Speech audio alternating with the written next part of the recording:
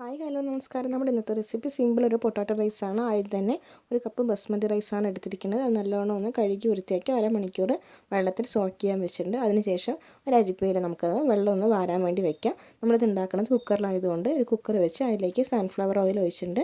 അതിലേക്ക് 2 കഷ്ണം പട്ട, 4 ഏലക്കായ, 4 ഗ്രാമ്പു ഇട്ട് നല്ലോണം പൊട്ടി വന്ന ശേഷം അതിലേക്ക് 2 പച്ചമുളക് കൂടി നമ്മൾ കട്ട് ചെയ്തെടുത്തിട്ടുണ്ട്. അത് നല്ലോണം ഒന്ന് പൊട്ടി വന്ന ശേഷം നമ്മൾ അതിലേക്ക് ചേർക്കുന്നത് ഒരു വലിയ സവാളയാണ് ചേർത്ത് കൊടുത്തിരിക്കുന്നത്, സ്ലൈസായി അരിഞ്ഞത്.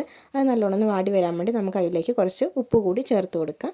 അത് നല്ലോണം ഒന്ന് വാടി വന്ന ശേഷം നമ്മളൊരു 2 ഉരുളക്കിഴങ്ങ് കട്ട് ചെയ്ത് വെച്ചത് നമ്മൾ അതിലേക്ക് ചേർത്ത് കൊടുത്തിട്ടുണ്ട്. അത് നല്ലോണം ഒന്ന് ഇളക്കിയെടുത്ത ശേഷം നമ്മൾ അതിലേക്ക് 1 സ്പൂൺ ഇഞ്ചി വെളുത്തുള്ളി പേസ്റ്റാണ് ചേർത്ത് കൊടുക്കുന്നത്. അത് നല്ലോണം ഒന്ന് വഴറ്റിയെടുക്കുക, അതിൻ്റെ പച്ചമണം മാറുന്നവരെ. ഇനി നമുക്ക് അതിലേക്ക് ചേർക്കുന്നത് മസാലപ്പൊടികളാണ്. നമ്മൾ ചേർത്തിരിക്കുന്ന മസാലപ്പൊടികൾ 1 ടീസ്പൂൺ മുളക് പൊടി, 1 teaspoon Kashmiri chilli powder, 1/4 teaspoon മല്ലിപ്പൊടി, 1/4 ടീസ്പൂൺ മഞ്ഞൾപ്പൊടി, 1/4 ടീസ്പൂൺ കുരുമുളക് പൊടി, 1/4 ടീസ്പൂൺ ഗരം മസാല, 1/4 ടീസ്പൂൺ പെരിഞ്ജീരകപ്പൊടി. ഇനി നമ്മൾ നല്ലോണം പച്ചമണം മാറി കിട്ടാനായിട്ട് നല്ലോണം ഒന്ന് ഇളക്കിയെടുക്കുക. ഇനി നമ്മൾ അതിലേക്ക് ചേർത്ത് കൊടുക്കുന്നത് 2 തക്കാളി അരിഞ്ഞതാണ്. എന്നാൽ 2 തക്കാളി അരിഞ്ഞത് കൂടി നമ്മൾ അതിലേക്ക് ചേർത്ത് കൊടുത്തിട്ടുണ്ട്.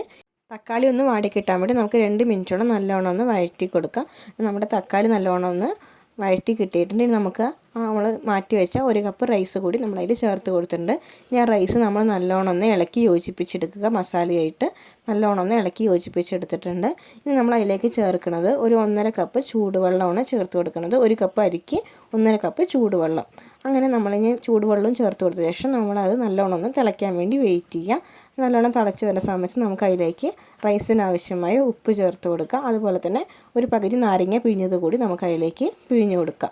അങ്ങനെ നമ്മൾ കുക്കർ അടച്ച് നമുക്ക് ഒറ്റ വിസിലിൽ നമുക്കത് വേവിച്ചെടുക്കാം. കാരണം നമ്മുടെ റൈസ് റെഡി ആയിട്ടുണ്ട്. നമുക്കൊരു അരമണിക്കൂർ കഴിഞ്ഞ ശേഷം നമുക്കിത് സെർവ് ചെയ്യാൻ പറ്റും. നമ്മുടെ റെസിപ്പി ഇഷ്ടമായെങ്കിൽ ലൈക്ക് ചെയ്യുക, ഷെയർ ചെയ്യുക, സബ്സ്ക്രൈബ് ചെയ്യുക. താങ്ക്